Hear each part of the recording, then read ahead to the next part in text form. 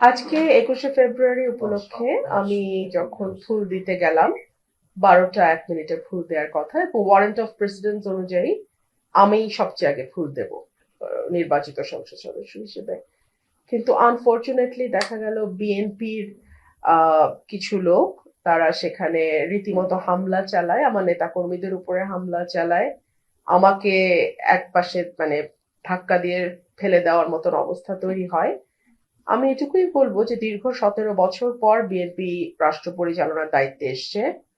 BNP যদি তার নেতাকর্মীদেরকে লোকাল লেভেলে কন্ট্রোল না করে এখনই, এর পরিণতি ভয়াবহ রকম হবে।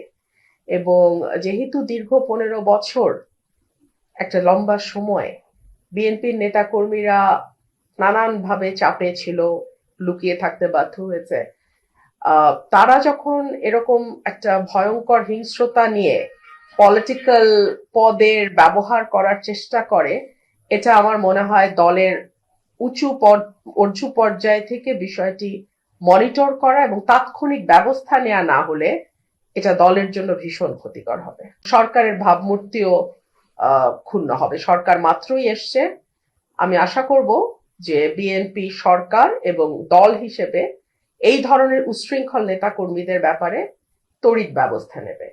আমার একজন কর্মীকে কিভাবে মেরেছে আপনারা একটু পরেই দেখাবেন। পীযূষ দা, আমাদের সাংবাদিক ভাই, ওনাকে রক্তাক্ত করে ফেলেছে।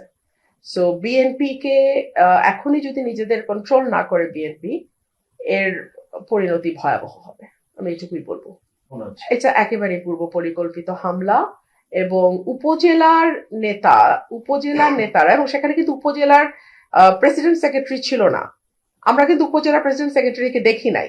এটা তো ওদের একটা পরাজয়, মেনে নেওয়ার কষ্ট আছে। আমি এখান থেকে স্বতন্ত্র জিতে গেছি, ওনারা কোটি কোটি টাকার লেনদেন করেও পারেন নাই, ব্যালট স্টাফ করেছেন, ওনার ছেলে সেনাবাহিনীতে আছে, সেই পরিচয় ব্যবহার করে নানান ভাবে চেষ্টা করেছেন, কাজ হয় নাই। সো এইসব নানান আছে। তো আজকে আইন শৃঙ্খলাটা আপনার নিরাপত্তায় একেবারেই ভালনারেবল আইন শৃঙ্খলা পরিস্থিতির নাজুক। আমি দেখলাম পুলিশ চেষ্টা করেছে। আর দেখুন, যখন সরকারি দলের নেতা কর্মীরা এরকম ভয়াবহ ভাবে তাণ্ডব চালায়, তখন আসলে 5টা 10 জন পুলিশ কিন্তু সেটা কন্ট্রোল করতে পারে না, চাইলেও পারবে না। সো এটা খুব মানে একটা ভয়াবহ পরিস্থিতি তৈরি হয়। আমি মামলা করে চেয়েছি, সার্টেনলি বিচার চাই। আরে বিচার চাই মানে বিচার করব, বিচার চাবো মানে